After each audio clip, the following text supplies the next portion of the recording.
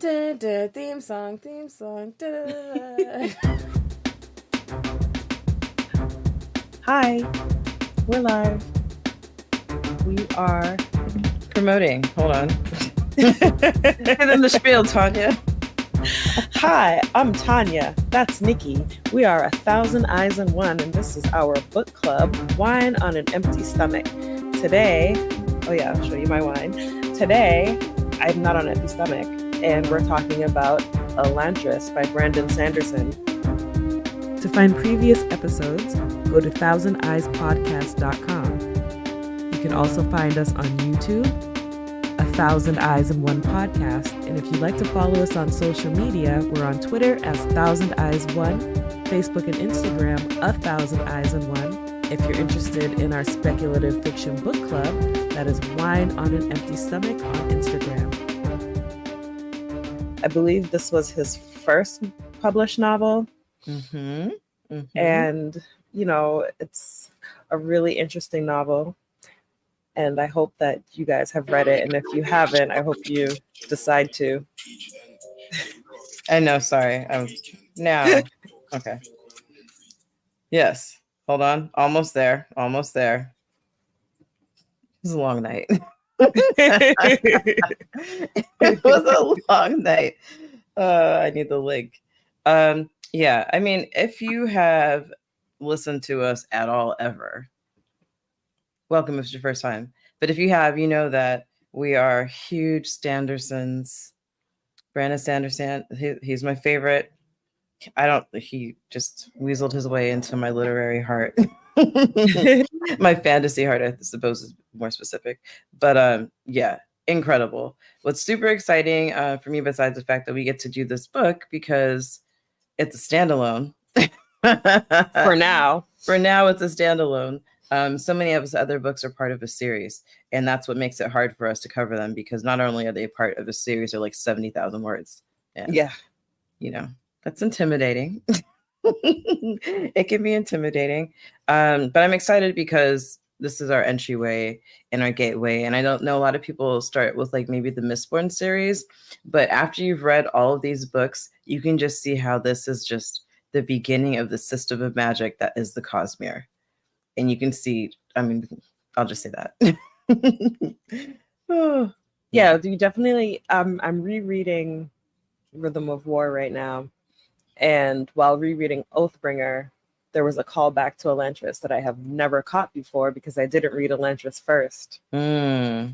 And now I'm like, man, I should have just I started with Stormlight Archive, which is like his magnum opus, Mm-hmm. And I'm like, I should have started at the beginning. After I found out how much I liked it, I should have just gone back to the beginning and started all over. And at some point, I'm probably going to do that. Hey, AK. Hola. Speaking of hola, today is the first day of Hispanic Heritage Month. Hola. We hadn't planned for that. We were supposed to do Elantris last month. Yeah, but we did do Wicked Weeds for Caribbean, and it was a Puerto Rican author. That's true. We did a 2-in-1. Yeah. I was gonna say something, but I'm not gonna say. Yeah, I mean, we could sneak in another read, but we're busy because we've got a super excited and packed spooky season coming up, y'all. Oh yes. Mm-hmm. Be on the lookout for some really fun 30 Tuesdays stuff. Yeah, every Tuesday in October. Tradition. We're very ambitious. Yeah, I think that wanting to go back or have started with Elantris, it's not a book that, like, I kind of, in my year of Sanderson, while he was releasing secret novels, I was reading everything else he'd ever written. And I think I've almost, except for like 2 of the YA series, I've done almost that. And because I was just so thirsty for more Sanderson after Rhythm of War, and I went back and I did the Mistborns and did the second series. I was just like, I just need more. So I did Elantris, and then I did Warbreaker. And I don't know that I wish that I would have started there, because I don't think it would have made more. I don't think it would have the same impact that it does, having like knowing like where it come from. Because I guess like for me, it's like, okay, this is just like, this is the beginning. And I think kind of going back to say like some of the things that maybe didn't work so well in this book, he like resolved them in other characters. You know, like I see seeds of so many people across the Cosmere like planted in this book. And for that reason, I really love it. And I feel like no matter what I do, anytime I go back and I read one of the other books in any of this series and I come back to Elantris again, it's just like, oh, it's right there. It's right there. I think one of the fun things about Elantris is that... Cheers, by the way. Cheers, darling.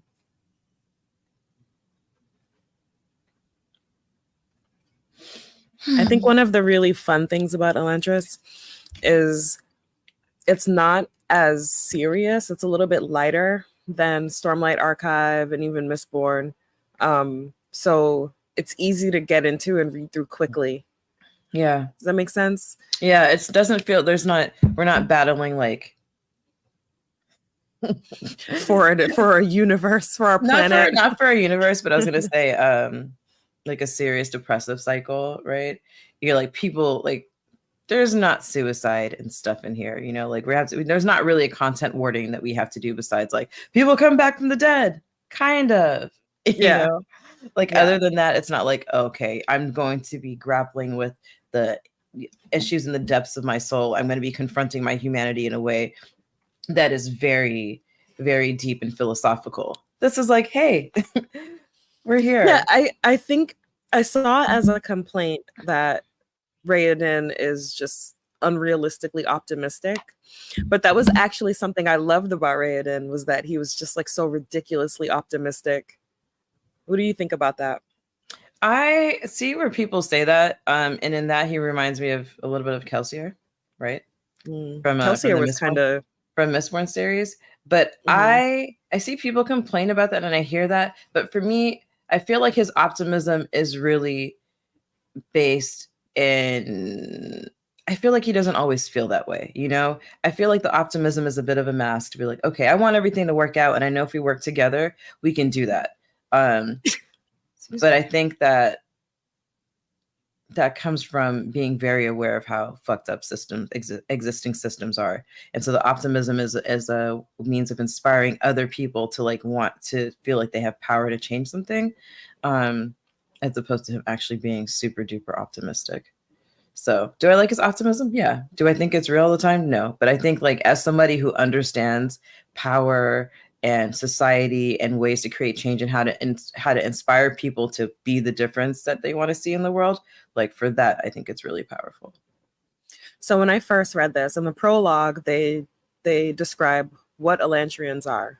You wake up as an Elantrin one day, the Shead chooses you, and you're this glittery, eternal being, and you go on and live in this glittery city, and you live there for eternity. And what absolutely sold me was the very last line in the prologue: eternity ended 10 years ago. Loved, sold, exactly. Loved it. Loved it. I think about it all the time. Yeah, I think about it all the time. I loved it. Just like, okay, what am I getting into? Because his prologues are always epic. You know, it's like if you're not, I challenge everybody or anybody who's wondering how to get into Sanderson, like read the prologue for this book, but like I don't know how anybody can read the prologue for A Way of Kings and be like, okay, now I'm gonna put this book down. It's, I think, one of the best prologues I've ever read in my life. Yeah. Like talk about action and stuff. And that's not the book we're talking about, but it's gonna keep coming up. So I feel like AK, you don't even need a bingo card. Just throw it out the window because we're finally in the Cosmere. But yeah, it's just like, oh, wait a second. It's like, imagine getting all these, like you wake up and people dream of being like selected to go to whatever. I'm trying to, like, you know, the golden ticket and Willy Wonka, the Chocolate Factory, or other, you know, and other stories like, oh my God, this is the thing that everybody wants to be selected for. It's a huge honor, right? And then it all changes. Yeah. Now when the Shead chooses you, you become a splotched, undead creature. Yeah. Your skin goes all ashen and gray. You get dark splotches all over. Your hair falls out. Your body, you feel hungry. A huge honor till it became a curse, exactly. I'm trying. There's another thing that I'm trying to think of. Your wounds That don't heal. your wounds don't heal, so you're in constant pain. You But can there's just another like nick selection your thing. fingertip and you'll just feel that pain for Mhm. all eternity Imagine until getting a it paper drives you cut mad. and it just doesn't stop. Just Yeah. don't. Like paper cut. I remember I got one like a couple weeks ago, and like you watched it happen in real time as like slice when I was trying to open that thing, and I looked at it. I was just like, oh, you know. Yeah. So yeah, you're starving, and whatever happens to you once you become once the shadow takes you, that's it. That's permanent state. You cut your arm is gone. If you cut your finger off, your finger's just gone. And guess what? The pain just never goes away. You're always hungry, even though your heart isn't beating. And it's a very perplexing state of living. Yeah.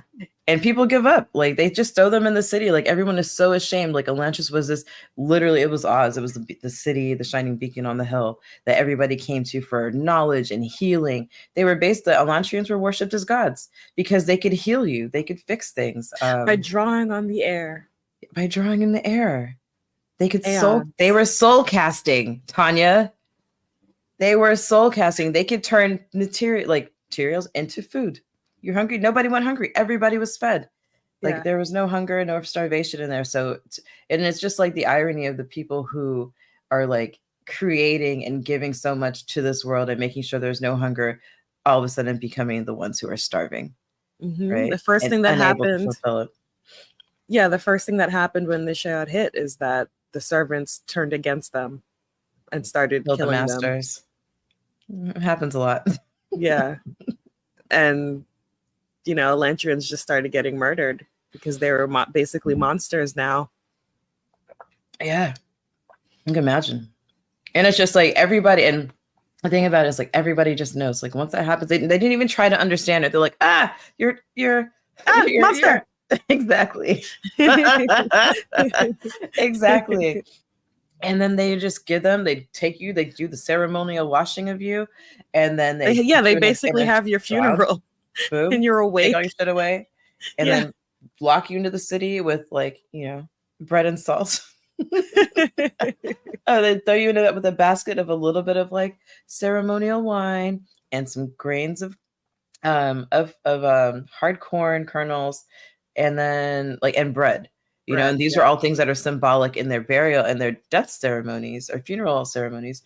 And you're like, oh, okay, that's all I got. Meanwhile, at home, they're burning your shit. Talk about Bruno, like that's what happened. Like, oh, they're just gone, and when we walk into Elantris, we just see the most miserable place you can fucking imagine.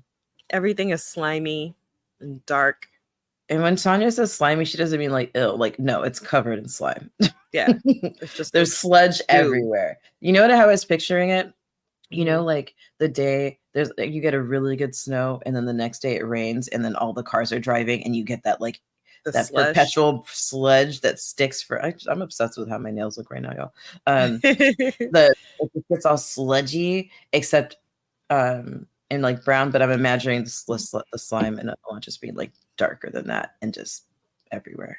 I imagined it as like the train track water if you added gelatin to it.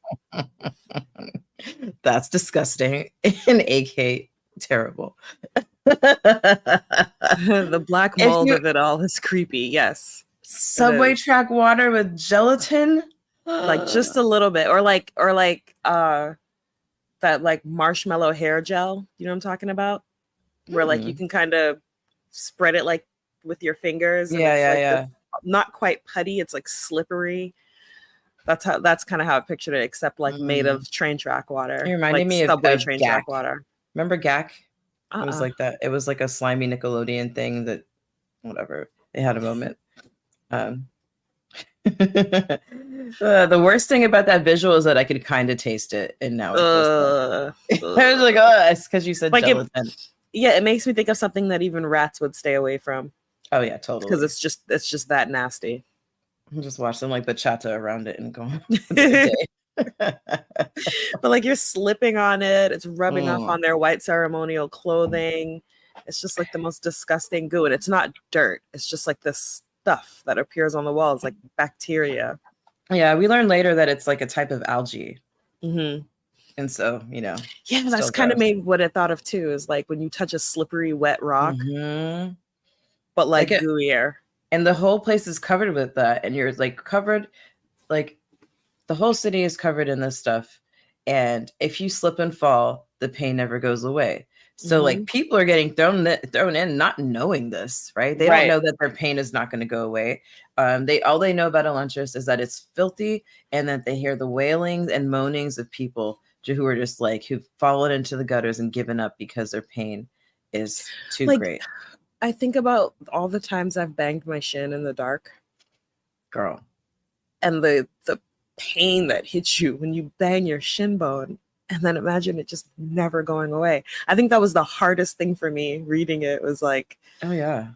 just thinking about like how that kind of pain will just absolutely make you crazy. So I totally understood it. It's Let's like talk when about some of the characters. Oh, go ahead. I was gonna say, just when you're saying that, like I don't chew gum because I bite my cheeks a lot, and I'm thinking about like when you bite the inside of your cheek, or you bite, like I always bite in here, like lower your lip, and just like that immediate, the sharpness of that immediate pain, but that it never subsides. It just stays at that first moment for eternity.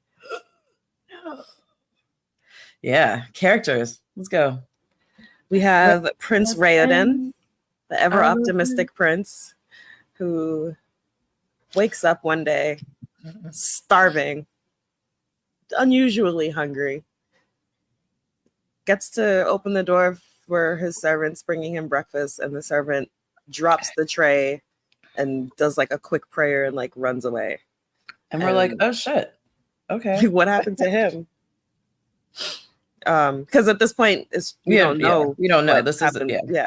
It's the beginning of the book. So yeah, as Prince Raoden, he gets thrown into Elantris, and his father just tells everyone that he had a death from an illness that disfigured him, and that's why it was closed casket, and we're just never going to talk about that again. Yeah. We have Princess Serene, or Serene as they call her. No, we don't. The audiobook, but I don't like that. Not the audiobook that I was reading. The new one, I think it's narrated by Jack Sumner. It's Serene. Thank God. Okay, yeah, Serene. Hrathen, the religious zealot. Yeah. No. That's Dilof.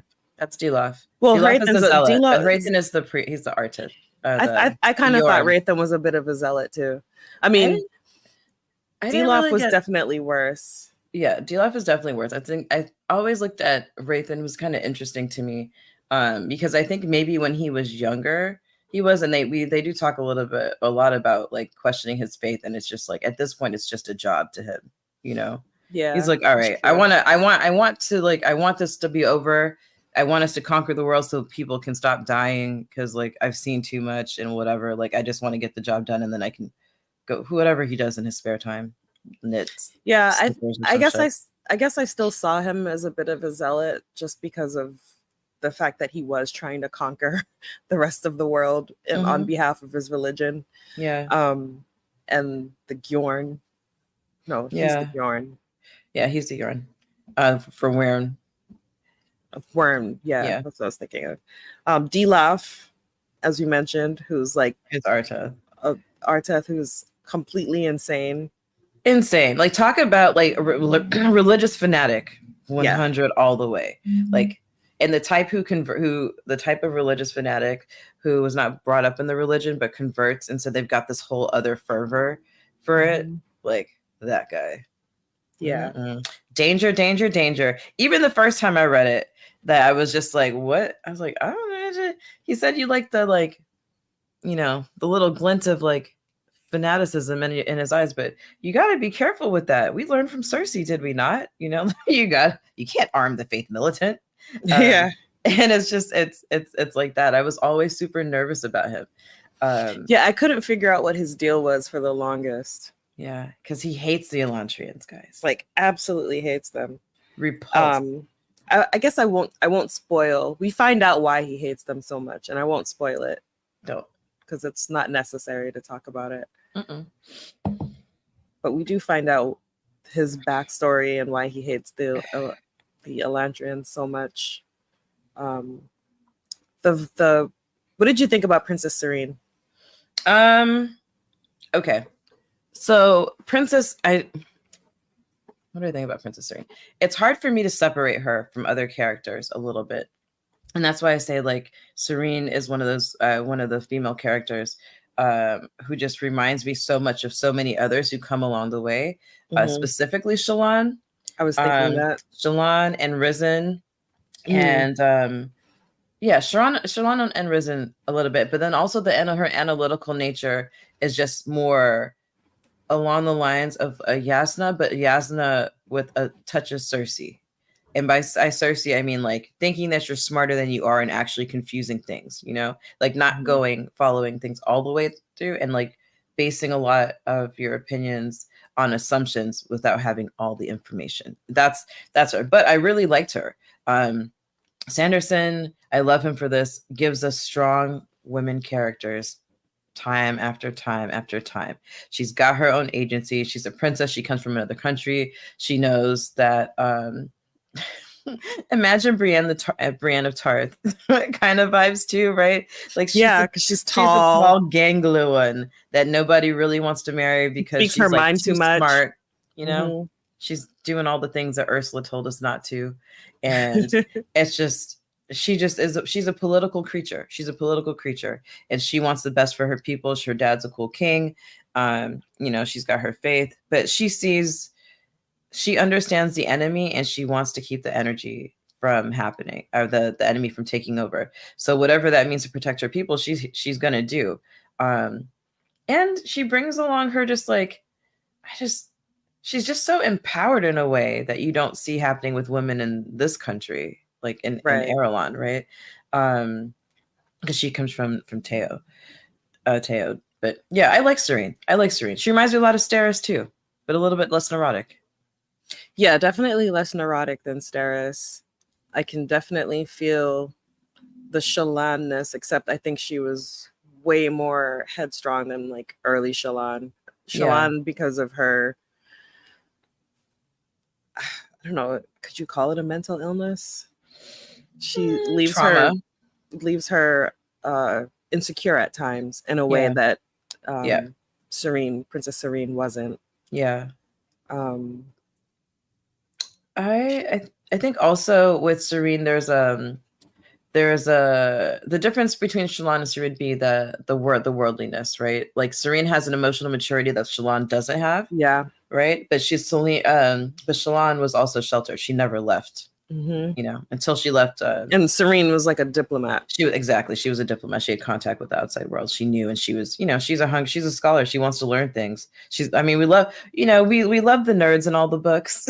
We love the ones who want to be in the library. And Raoden and Serene are both, and Shallan and Yasna and Navani are all these people. So thanks, friends. Who else? Galadon? The uncle? Oh no, Galadon, the doula. The doula. He was interesting too. He had his mysterious past that he just didn't talk about, like why a doula would, because it was only people from Irulan who were supposed to be affected by the Shead. Yeah. And he's a doula. And so not the kind that helps with birth, but the place where he was from is called Douladin. New career goals, PT Dubs. Yeah. And he's from a place where people are if we're talking about optimism, like there are people known for their optimism and extravagance and just flattering ways. And Galadon is not that person. No, he's not that person. He reminds me, if we're going to keep combining characters, right? He's got the seeds of, what's his name? I was just going to say Gancho. Lopin? Of Lopin, but also, I forgot who it was. He's a little bit of Teft and Lopin together, like a little bit dismissive, but like still kind of amiable. And Rock. Yeah, I kind of. If Rock, Lopin, and Teft were one person, you'd get Galadon. Yeah, he mostly reminded me of Rock with his words of wisdom and this knowledge that just kind of seems to come from nowhere because he won't tell you about his background. Yeah. Sule. So I posted to promote this or just to let people know what was happening. in one of our Instagram posts, I said, "Remind me, Sule," which I don't know, but maybe is a slur in some language. Apologies, because Instagram restricted our account. Yeah, they completely like deleted our account for a couple Like hours. right after I posted that story, and I was just like, "What the fuck?" We still don't really know. We still don't know. That was Actually, about, shout out but- to Rock. Or my Hey. Elantris shirt. I was thinking that for Elantris, it should say Landsick Exiler. But yeah, we're back. So thanks for the follows. Yeah, loved him. Who else should we talk? I want to talk about King Iadon, but I think that we should maybe knock a couple other. Well, excuse me. To talk about Serene's uncle, Hunky K. Hunky K. Kaye. His is a story that never gets resolved. And so now knowing that Sanderson intends to write another Elantris novel, I wonder if we'll get into his relationship with his brother, the king of Teod, because it never gets resolved when we're reading it. Yep. And then the short story that followed, it's still not resolved either. They don't even touch on it. No. But like he kind of brought up some really heavy things from his past, like some mysteries that, you know, did not get solved and that I'm curious about. And so I'm hoping that in the next Elantris novel that we'll get to the bottom of it. Looks like Kelsier said that. There's always another secret. I want that on a t-shirt. Do they have those? Like, hello. I don't know. Yeah. So I'm really interested in him too. He's such a fun character, and to know that he's like headstrong a bit and not to be fucked with and unbothered, I guess, mostly. Yeah, he's super interesting. And that motherfucker throws down in the kitchen.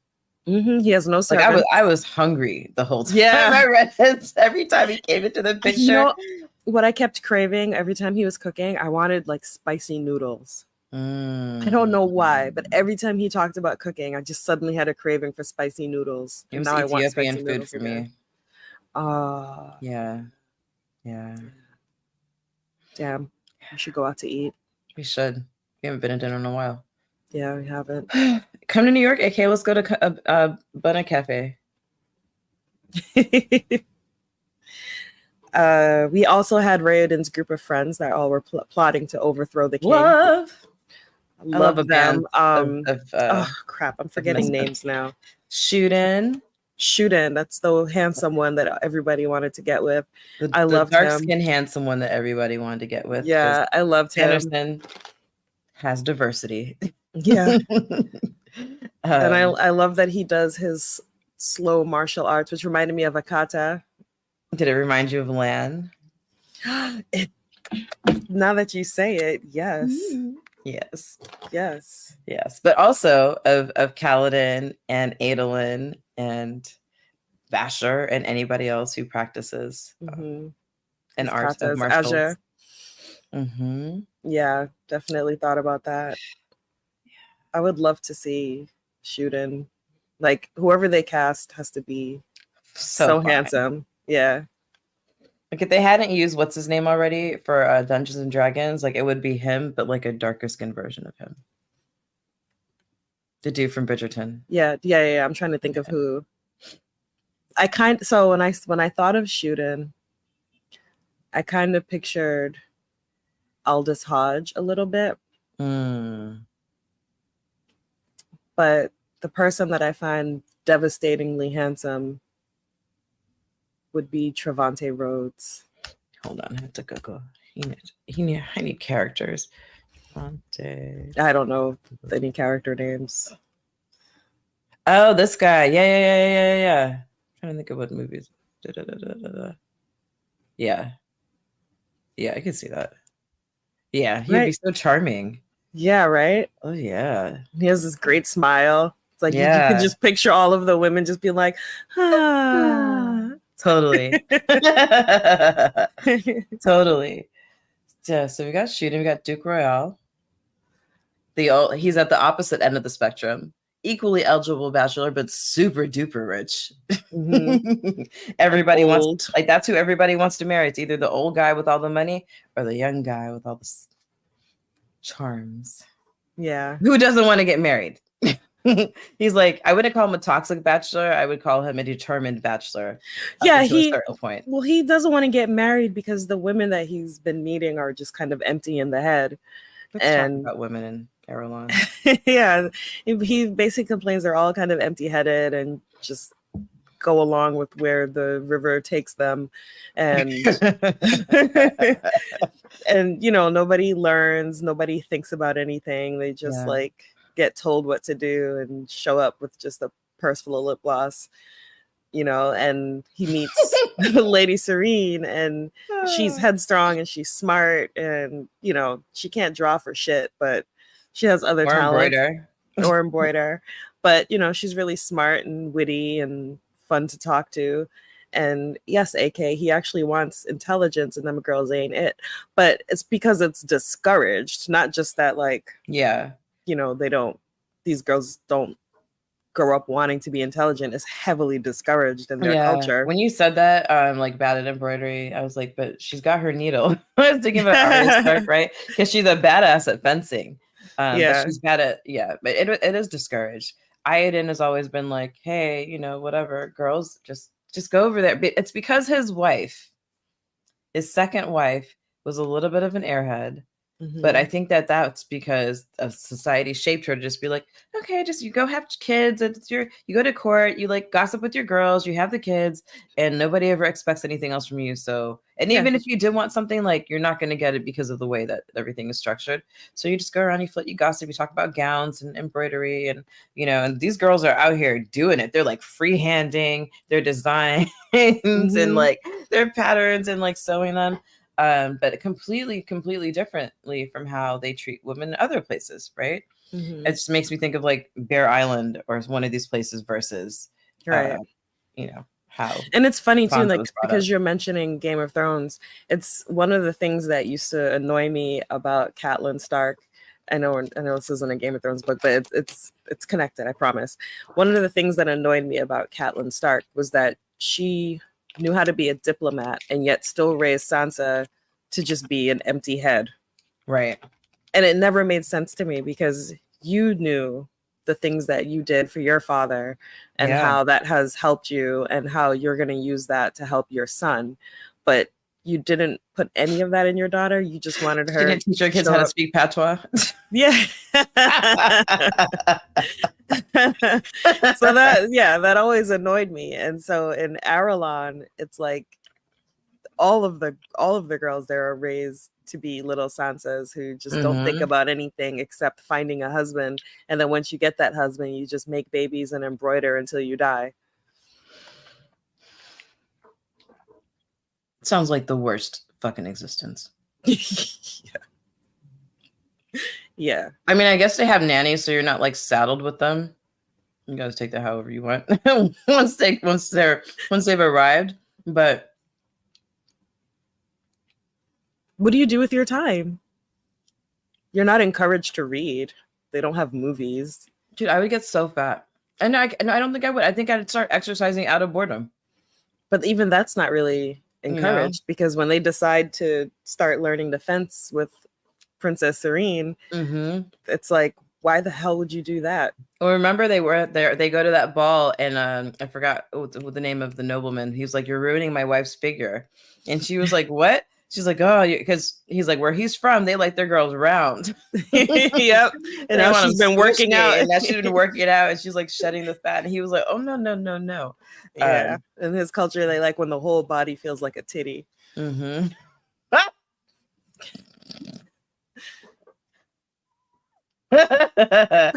Hey, it's like true. What we like. Yeah. So yeah. I forgot how we got here. Catelyn. I was talking about Catelyn. Yeah. And the girls being raised to be kind of empty in the head and just embroider and make babies until they die. And the crazy thing about Catelyn doing that, as you're saying, like, obviously this is like a whole other topic, but it's really interesting to get into because when you think about like how Catelyn was raised a little bit to be diplomat because her brother was an empty head, and her sister was the lunatic.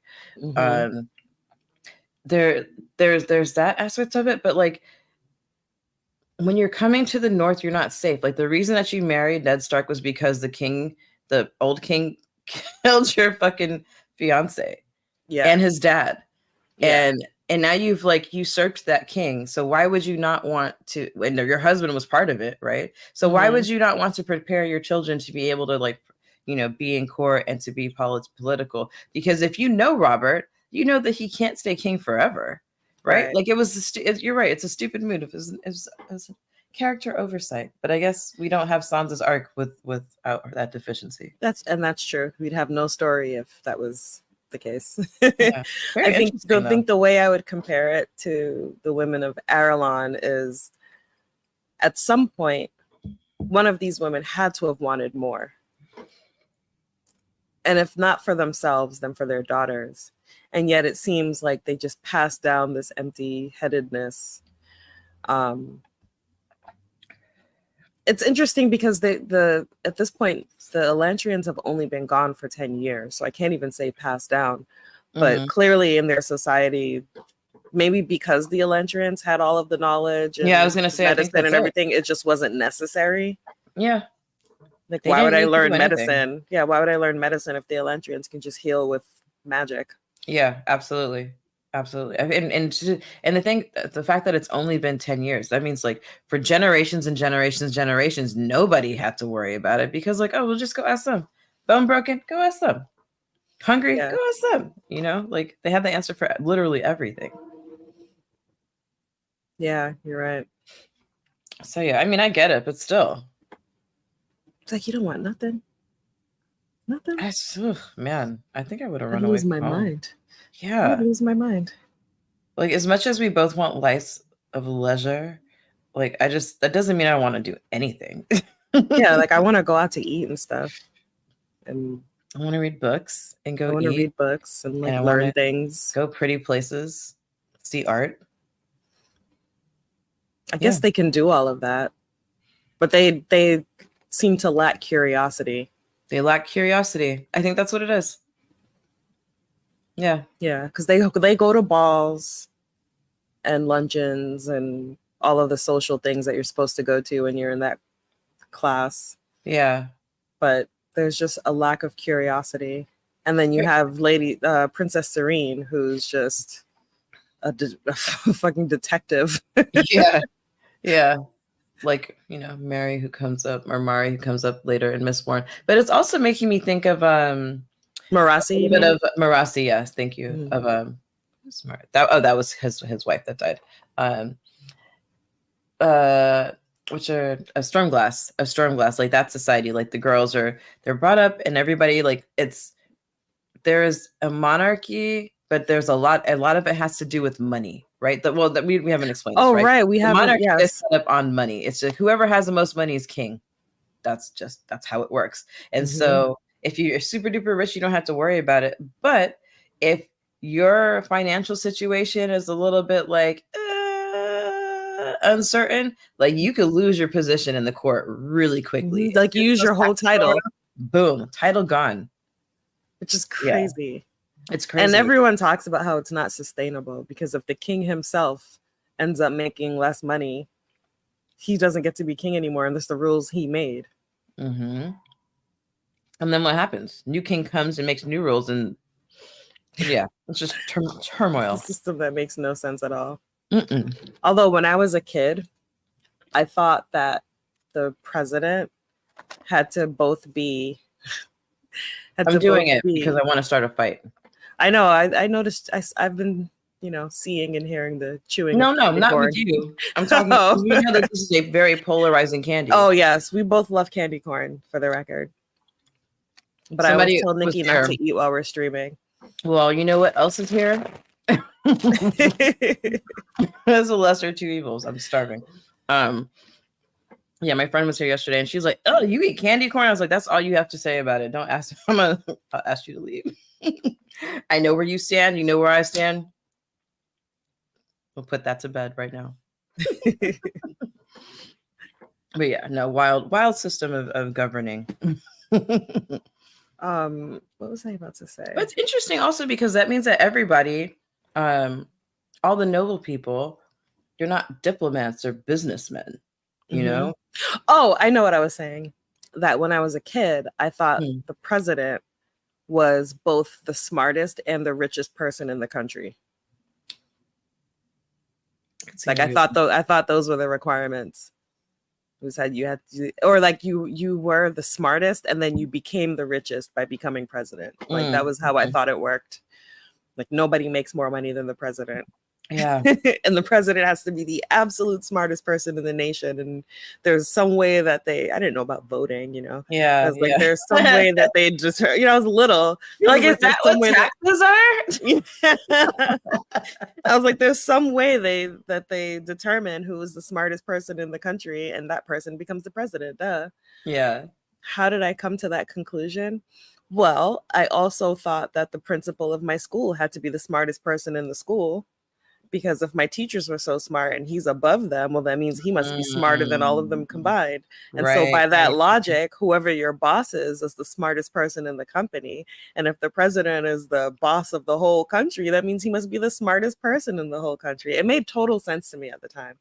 We've since learned that that's not true, but it made sense to me. I also thought all houses cost $100,000 exactly. I don't know, man. That's very cute. I really didn't have a grasp on economics or politics. Yeah. As a wee one. It's okay. I was just an empty-headed Aralon girl. Man, the empty-headed girlies. Shout out to the empty-headed girlies. It's not your fault, usually. 100% the patriarchy. It's the patriarchy. Wow, this time going fast. So we have a king who's really, really rich and makes all the rules, and all he wants to do is get richer. Mm-hmm. He and his son did not get along. Nope. Because he didn't give a shit about people. His son wanted to depose him. And it was open. It was very much open about. He was very much open about it, that he wanted a different system, and so he was meeting behind his back with all of his friends who were also noblemen and with the monies in the court to figure out ways to make the people's lives better without like openly being like, you're a fuck up, you're a shitty king. Oh, and an important thing about Uncle K was that he was extremely wealthy and refused a position in court, which irritated the king because he was wealthier than a lot of people. And just absolutely, he didn't have any servants because of the servant uprising. Right. And so he was like, yeah, fuck that noise. I'm not having anybody in my house. I'll just do it myself. Yep. And he was rich, but did not care for titles and didn't care for the king. And it just frustrated the king to no end because that's kind of all he had going for him, is that he can decide who he has money and can decide who gets a title. And so everybody clamors to impress him because they want those titles. And Uncle K simply didn't care. And so it was extremely frustrating. Nope. Didn't care. And I like that about him. He reminded me, I don't know, every time, Emperor's New Groove. I forgot what his name, but the character that voiced by John Goodman, Uncle K reminds me of him. Every time I see him, that's who's coming to mind. The big guy who loves food, he loves his family, he's at home, like maybe would do a side quest, not doing them anymore unless he has to, Yeah. This is unrelated, but you saying that made me think. I always picture Dalinar as Josh Brolin. I would not be but if Josh Brolin were like Southeast Asian. That's how I picture Dalinar all the time. My ovaries just fluttered.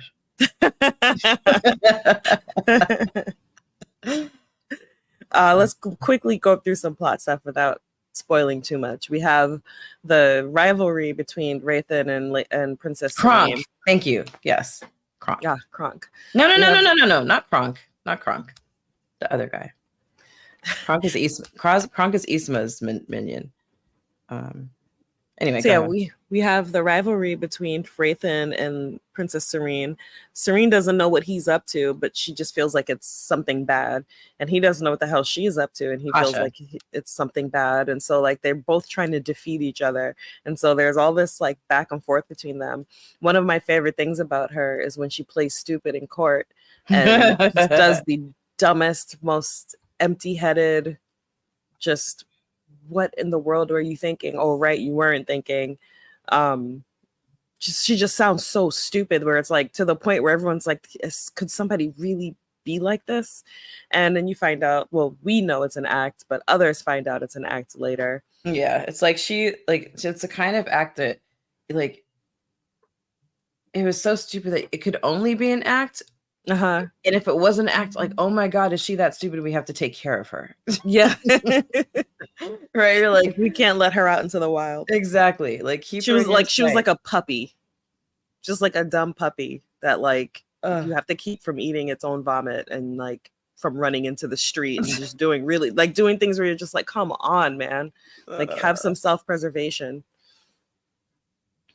Dogs are gross. But yeah, no, she's right. Ian can't even stand to be in the same room with her. He's like, oh my God, get out of my face. Why are you so dumb? Even though he expects women to be dumb and not bother him. Yeah, he assumes all women are just you know, stupid, and so empty-headed creatures. she's just giving him confirmation bias, playing into that.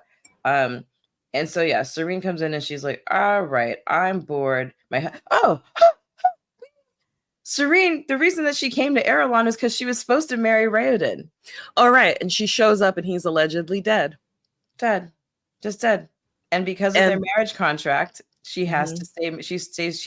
Basically belongs to her father-in-law's family, and she could never get married again. And she and Raoden had been writing letters to each other and growing to and speaking about their aeon, speaking through their aeons. And I'm sorry, their seons. And starting to actually like each other. Seons are like floating balls of magic communication devices, but they're like also kind of servants in a way. Kind of. There was a really interesting part where they talk about where Serene and they in this where they call I was calling him Ash, but they were calling him Aishi in this narration. I was called him Ash too. Talk about just the purpose of a Seon, right? It's like they serve because they want to. They're not enslaved. They're not servants. They serve because that's how they fulfill their purpose. That's how they express love. And Serene was thinking like, oh, you know what? No, it wasn't Serene. It was Raoden having it with his Scion, with his Seon. And they were talking about that, and it just reminded me of so many things just from Stormlight, like the cognitive realm and the physical realm, and of Shadesmar and all these things whatever. We're getting off of that topic, but I definitely thought of the Seons as Spren, very intelligent Spren. So good. But like, you know, it could run and send messages for her. Like it's like a living thing. It's not just a telecommunication device. It's like this it's a spirit, I guess. Yeah. It's magic. There's Alakazam Kazoo. Huh. So yeah. They're married, and now she's married to a dead guy, can't get remarried. And she's like, well, what else can I do here? And I'm gonna fuck with the king. I'm gonna fuck with the king. The Yorn comes in and she's like, wait a second, because the Yorn's from Fyridel. They follow the Dorethi religion. They worship Lord Yada. Lord Yadeth, but Yadeth. Yorn is his apostle. His voice on earth. Like the Pope, kind of. And she's like, what is he doing here? Because they know that they've been aggressively taking over, like, and deposing kings in other countries because they want it to be reunited under one banner, like, you know, the Fire Nation. And she's like, okay, if he's here, then there's something political. Absolutely epic shit disturber. But she knows that there's something political going on. And so now she's got something new to play with. And I really love them going back and forth at each other. You know, like if this was another type of story, I feel like eventually they would have like ended up together if it was like a shitty romance novel, you know? Yeah. Like there's this tension between them the whole time. And you're like, well, damn, is he really all that bad? And you're like, he just orchestrated like the massacre of like several countries before he like hopped off the boat here. Yeah. And So it and would it's never like happen. and after all that, he's still not as bad as Dilaf. After that, which reminds me of Zuko actually a little bit in some ways, but yeah, we'll get there. I think what I loved about the Serene Hrathen rivalry is that neither one could figure out what the other's end game was. They just both knew they had to stop the other one. Yeah. They're like, wait, why is he fucking with me? Why is he fucking with me so hard? Like, what is up? Like, you're obviously getting your kicks out of like frustrating my plans, but I don't know why. Right. And I hate it, but I respect you as an intellectual opponent and rival. Right. Like, that's cool, but like, so they keep trying to like upstage each other. And yeah, I really enjoyed that throughout the whole book. Yeah. It was super fun. Well, I actually don't want to spoil this one. I don't want to spoil it either. I was just about to say, in summary, read the book for yourself, because this is one you can talk about without spoiling. Sometimes we do books that like you just have to spoil it, or else you just can't talk about it. But there's is one. So much. There's romance. There's political intrigue. There's fucking violence. There's murder. There's murder. There's like human sacrifice. There's just all like secret tunnels through the mountain. I'm glad you got to have that. I'm glad you got to get that out. My soul feels so much lighter now. It's fantastic. Yeah, it's a really great story. We have like roughly 10 minutes. We can talk about it. Well, what else do I have to say? I love the book. I think that it doesn't matter. You look like an angel. Like you have a halo. The reflection on the light behind your head. I am an angel. Well, duh. But now it looks like you've been like, I don't know, whatever the thing. You've been deified, yes, or canonized. Right. Boom. Saint Tanya. Oh Lord, help us all. I'm gonna pray to Saint Tanya, and I'm just gonna like, books are just gonna appear on my wall on bookshelves that I don't have to install. Glory be. You're welcome. But I love this. I love this book so much because whether or not you've read anything else by Sanderson, if you read it and then read other stuff, or if you read other stuff and come back to it, you're like, holy shit, this man is a genius. Everything is connected in the Cosmere. Mm-hmm. And I hope it makes you want to read other stuff. Like it took him a long time to get this one published. I was reading and listening to some things about it. He was talking, this is one that it was a short story that he just brought into workshop, and they workshopped it over and over and over again. And then came the book. And I think like he had to stop somewhere and like start all over. Google is free, use it. But yeah, so I was excited to go back and just become acquainted with his first work, and then just thrilled to see, whoa, this is where it all started. Yeah. That's where it all started. Yeah, it's great. It's great. And there are some really powerful sentences, and I think another thing I appreciate about him is about his ability to write female characters well, right? Is that I love how magic is cool and politics is cool, but I like the way that he interacts with religion in his writing, right? There's all of these questions of faith. They're the people because he's religious, right? He grew up religious. He's from Utah. Mm-hmm. Okay, that's enough said. Enough said, right? He's from Utah, so I imagine it gets written from whatever. Do with that what you will. But I think that the way that he treats questions of faith, and like it's not like, oh well, you need to be this way or you need to be that way. Like he kind of sees like the whole spectrum of religious beliefs, and I like the way that he does that because it never feels disrespectful to any, like no matter where you sit like personally on that grid, you never feel disrespected, but you can understand like kind of where everyone's coming from. And I think he always does that well, whether it's in Erelon or in Roshar or Gadriel or whatever. So he followed Elantris with his short story, The Hope of Elantris, which kind of follows up on Raoden and Serene. And some of the events from Elantris. And then after that was The Emperor's Soul, which is a novella. Takes place in the, I loved it too. It takes place in the world of Elantris, but not in Arelon, in like a completely different region. And that's a really fun read too. So, look for those. I think you can read The Hope of Elantris on his website. Oh yeah? I think so. I read it. I think that's where I read it. Yeah. And I think if you're gonna read so Emperor's Soul, which could bring you into Warbreaker, right? Warbreaker, or the one with the Vengeance Blade or whatever. I think it's the Infinity Blades. There's 2 or 3 books in that which also are like loosely touch the world, because that's where you get the God King for the first time before Warbreaker. Okay, I haven't read those ones. Yeah, they're fun and they're short, and they get really weird. I like weird. There's a lot of world hopping in there that you don't expect. But yeah, that's Elantris. Whew. We talked less about it than I thought we were going to, which is amazing. I know. I was actually worried to talk about. Yeah, I was actually worried we wouldn't be able to do it, but I guess since we decided not to just spoil the whole thing. Yeah, this was just not a plot summary. Yeah. Which is cool. But we can talk about spooky season. So we have pulled up my calendar. Season. Oh, we can talk about spooky season and Comic-Con. Oh yes. Well, let's do spooky season first. Okay.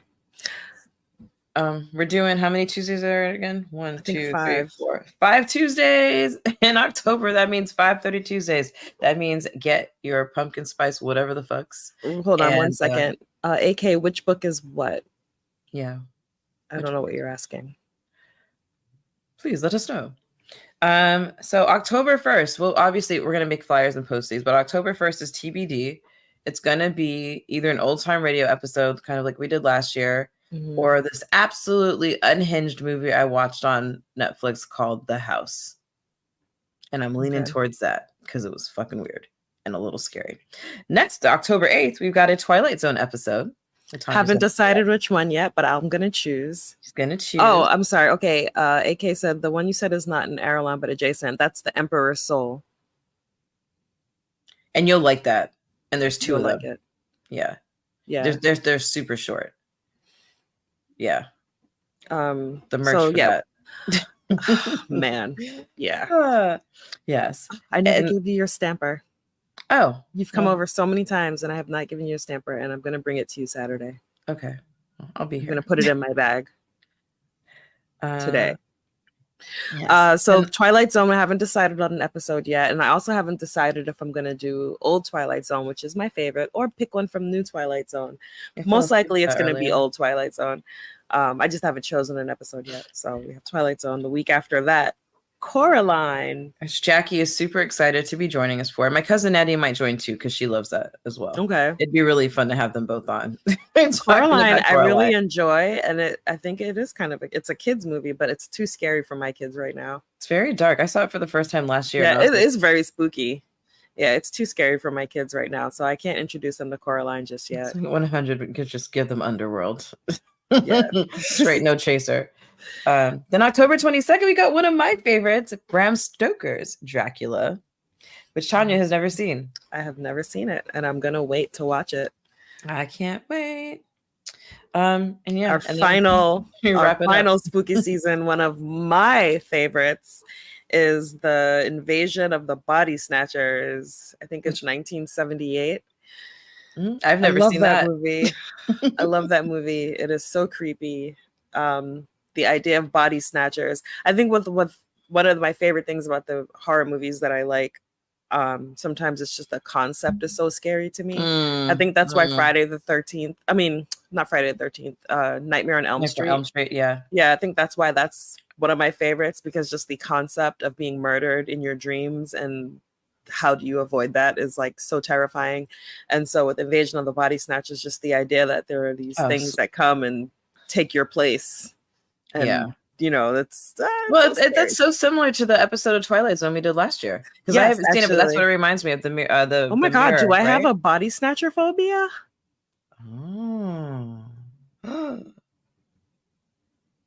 You heard it here first. I gotta sit with this and think about it. So yeah, so there's that. That'll be the October spooky season. It says we have a 30 book Tuesdays. too. And we're doing a book.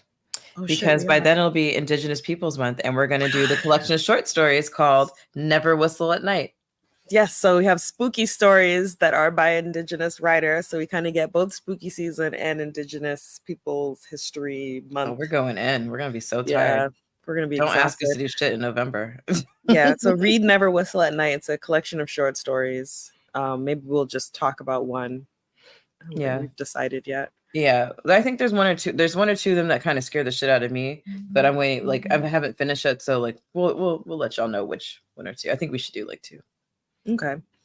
And then Comic-Con season is here. Comic-Con. Hopefully, if you have not gotten tickets to Comic-Con, I think might be Thursday and Sunday left.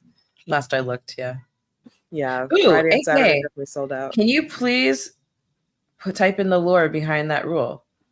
Oh, the Never Whistle at Night? Yeah, because I'm not familiar with it actually. Oh no? Oh, no.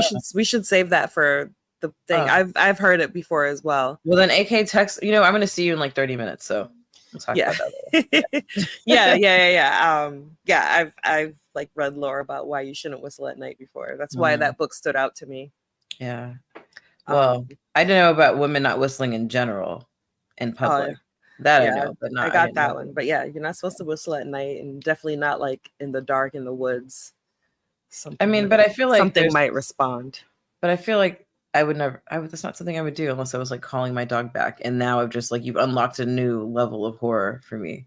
Well, it's because it's ingrained in you already to not whistle in the dark. You just didn't realize it. Yeah, it was right now. I was you, just like, and you didn't realize it. Yeah. Huh. Yeah, I'm thinking of all the times I've ever been out in the woods and in the middle of the night, and the last thing I would do is whistle. Because something might whistle back. That made me nauseous a little bit. I'm excited for spooky season. I'm about to start. I'm gonna watch me too. Scary today. It's like Comic-Con. If you're coming to Comic-Con, please look for me. I'm gonna be there all 4 days. Mm-hmm. Maybe me too.